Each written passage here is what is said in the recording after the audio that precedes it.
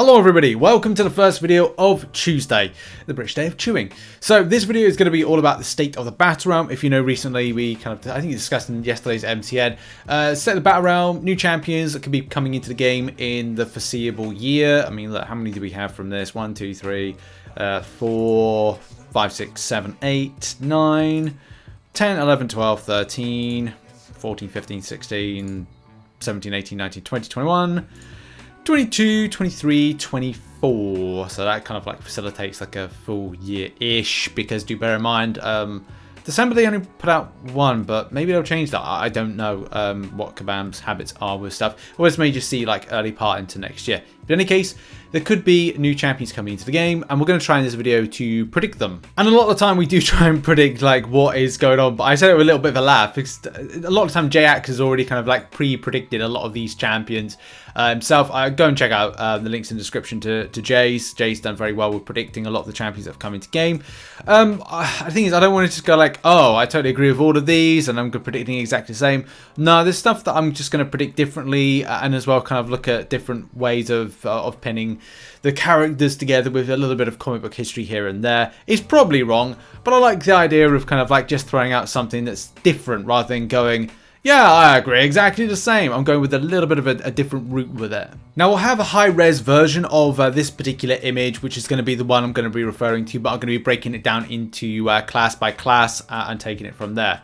So first of all, starting off with science, and right at the very top, this is the thing where I find it a little bit interesting, that for some reason Kabam have put one member of Fantastic Four there, one member of Fantastic Four there, one down there just on the outskirts, and thing over there as well.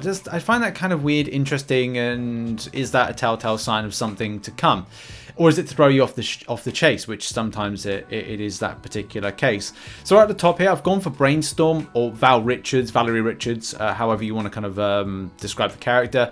I think it'd be interesting to start putting in the kids of the Fantastic Four, or associated kids. I mean, there's a lot kind of like, you know, to that and expansive, but I'm going with that. I kind of feel that it's kind of odd to just see Sue Storm randomly there. The same way I'm like, it's kind of odd to see the leader. Like, does that kind of factor into some of these particular Hulks? Possibly. There are a few kind of like comic books out there that tie in Johnny Storm into stuff. Especially I think there's one comic book with like 90s style with the Fantastic Four and a Grey Hulk. But I'm splitting at hairs really to find logical explanations for that. But I think there may be a synergy nod or something that definitely points to the leader. So that I'm going with. The other stuff I think is pretty much kind of explanatory. Like Sandman is something that Kabam have said they are looking to put in at some point, and the same thing with Lizard. The placements I've just gone with just because it makes sense. But one thing that I have gone a bit differently is I've put High Evolutionary as a science-based character. The reason I'm doing that is I kind of feel like you could put him into things like tech. There's a slight nod that you could put him into cosmic, but I just feel that with all of these kind of Marvel films, you know, Marvel do dictate to Kabam how they should class them. That's why we've got Mantis in skill and not in cosmic.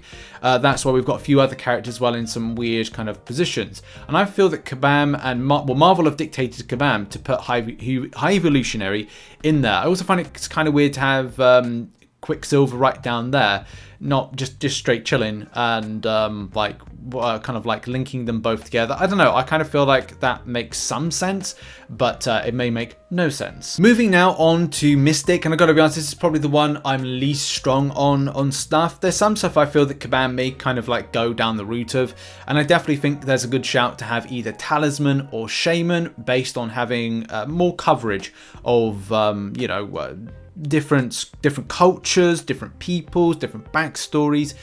And is that a case? I'd see Talisman and Shaman. Maybe like I've always gone with this kind of link as well with Mephisto and Hellstrom, because I just think that we've got this kind of hellish landscape that hasn't really been tapped into just yet, and having a good kind of link between both of them would kind of put that there, especially with Ghost Rider as well. Again, this is kind of like, it's sort of clutching at straws with it, and as I said, Mystic is not what I'm strong on with my predictions, and this is why I've kind of like ended up with Lady Loki of all characters. I do think that we could see it. I don't know if it would be modeled on this on Sylvie or the kind of MCU version, but I definitely think there could be a good shout to have a Lady Loki and kind of again kind of shake this up. Or it could be something. It could be Frigga. Could be. You never really know what Kabam have got kind of up their sleeve for characters wise. Mutants, and I'll give her an iffy Mystique. Okay, I'm sort of iffy on the placement of this. I mean, look, you know, Sun with bunny ears, Lover in shape and form of Beast, a link with both Professor X and Brotherhood of Mutants with Magneto, quite possibly. Mystique is a bit of a, you know, I don't know if Kabam have the tech to do it. I'm hopeful on Kabam having it. And I think you've got to be hopeful. Kabam have done a lot with the character creation, animations and stuff like that. So it's always hoped that that could be a case the character is likely to come into game at some stage. Is it too soon to say that's the case? I don't know. Is it something Kabam are just kind of like trying to tease you a bit too much on? Maybe. You've also got to be kind of like, you know, open to these things. There's some stuff I agree with other people's predictions. I've always wanted Forge in game, and I think there's definitely a good shout to kind of like have him in. Whether or not that's going to be the case, maybe that's only personal desire from myself to see the character come in at some stage, or at least come into link to X-Force, which, you know, there's good strong links to X-Force with Forge, as well as other kind of like comic book arcs. Bit of a tough one over to here with Dakin. It's still something I've stuck with for quite a long time, and maybe that's ignorance. I should kind of like move away from it. It's very tough as well to kind of go, okay, well, there's a link. Is there a link there to Wolverine, X-23? Of course, with Dakin, but then there's other things going right. Should I find something that's kind of comic book arc style or story with the likes of Iceman, with Jubilee, and with Sunspot? Maybe. Is there going to be something more of a bigger titleage character that could be that could shake things up? You know, you're looking at the likes of your Blinks. Are you looking at the likes of other characters as well that could be given a nod in game? So yeah, I'm not 100. I'd say again, like if Mystique was kind of like my worst predicting one, I'd say my second worst is probably Mutant when you're kind of going off of Mystique, because I think Mystique's going to be a red herring. I think that it's kind of going to be not going to be in, but you know, I'd love to see it. It's just a case of like Kabam haven't given the character to us in 8 years. What's going to change now? Is it a case the Absorbing Man tech gives us inspiration that it could be done? Or have they got a different take on it? They're going to be doing it in a different way, but getting the character within the game. We'll have to see. Okay, on to skill. Now, I do think that we've got Kate Bishop coming this year. There's the other ones, which I think I'm going to have to give you a bit of a try and sell you on. Okay, so one of the first ones I've got here, right at the top, is Gorgon, an Inhuman character. Now, why would that be a skill-based character? Well, the same thing would say, like, why is Kraven a skill-based character? Why is Mantis a skill-based character? It's a character that it has powers. The same thing you could say, like, okay, well, why isn't Korg a cosmic? You know, you could be having so many of these questions about so many other characters within the MCOC in game, like why are they there?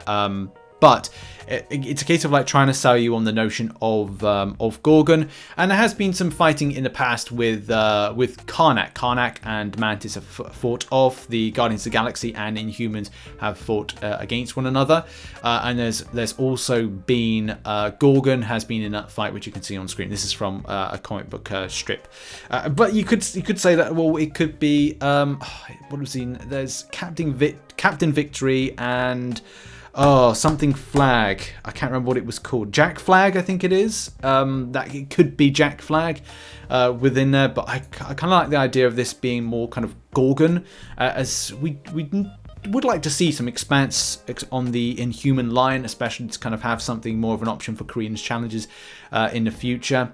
So that's where I'm going with that one.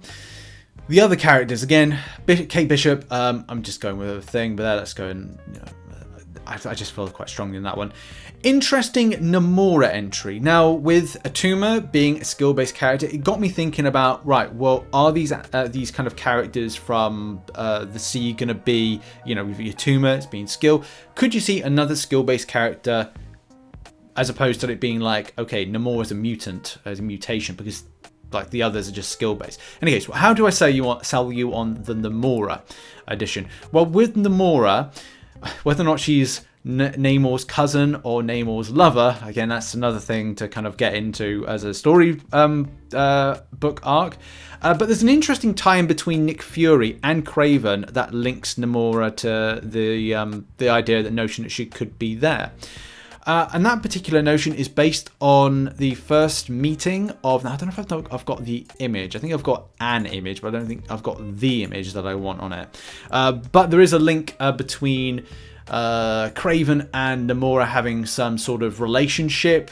There's an early comic book, I think the time frame of it, I don't think the comic book's from 1959, but I think the story arc is in 1959 when Nick Fury approaches Kraven the Hunter whilst he's on a beach with his girlfriend Namora at the time, to say like, hey, do you want to join the Avengers? So I think there's like an interesting tie-in there. That doesn't mean to say it's a solid lock of a link, but it's an interesting link from both kind of characters to kind of link them together. So I thought that was kind of an option, not necessarily a guaranteed option, but an option nonetheless. At the bottom, having had a hard time with this one, to be honest. I had to think to myself like, who would link, Mole Man, Misty Knight, and Atuma with all this. And I don't know. I just decided to go with Colin Wing, just because I'd like to see that kind of synergization there and those two working together. It doesn't guarantee it. I don't think it's going to be the case, but I just kind of feel like if Kaban wanted to go down that route, add in more characters and kind of definitely kind of give some synergies, and yeah,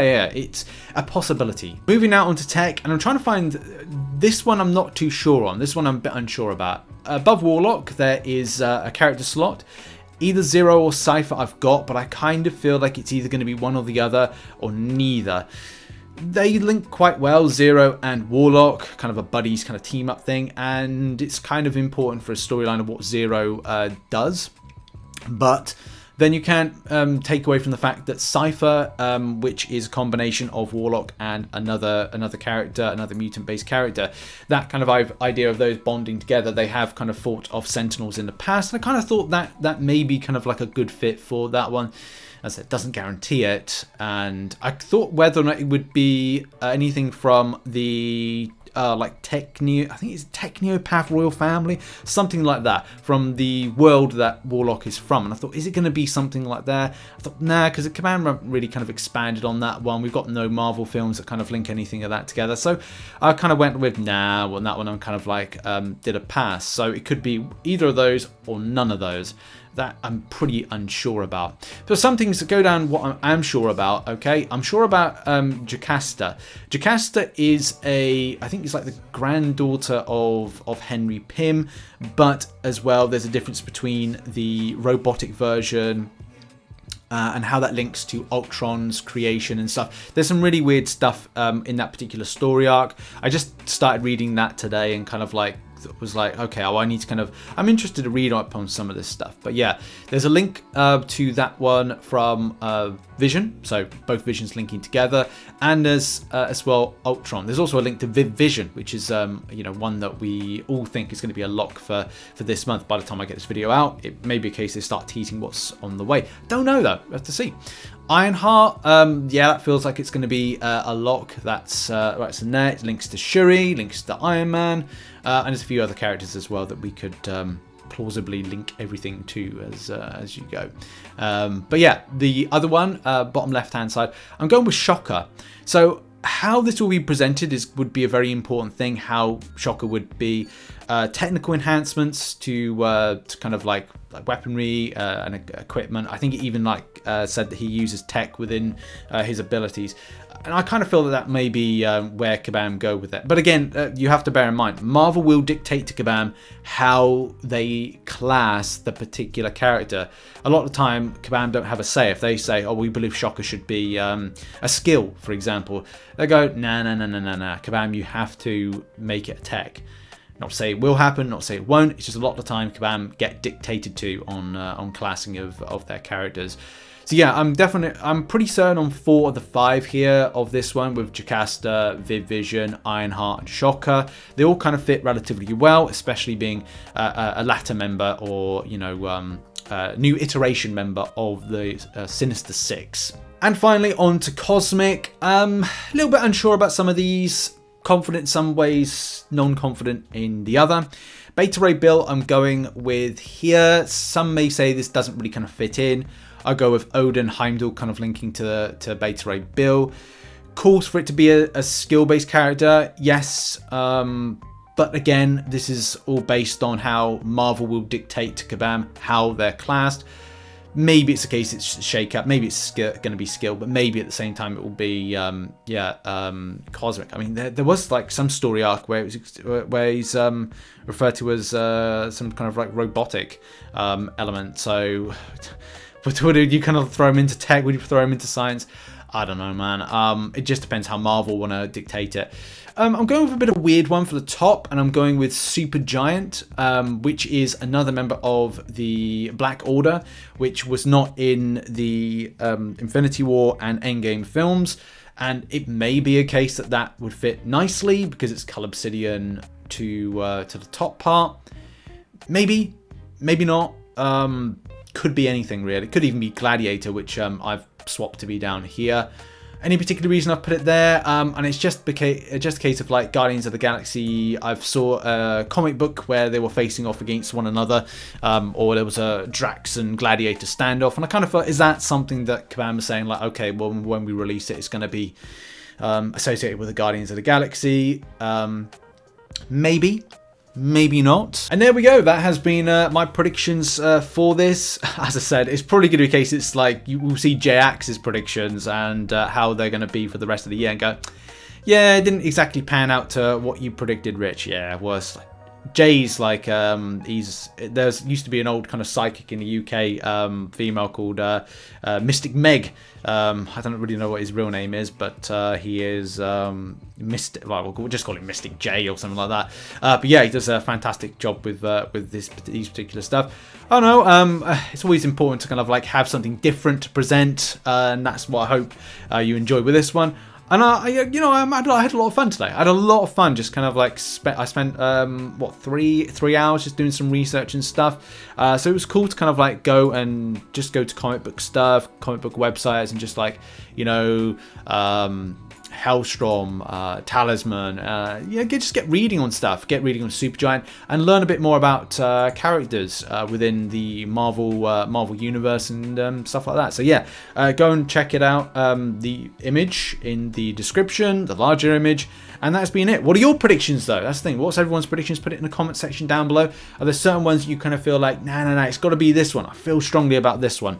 But in any case, thank you very much for watching. Check out some other content located on the screen right now, and I'll see you all soon. Much love and goodbye.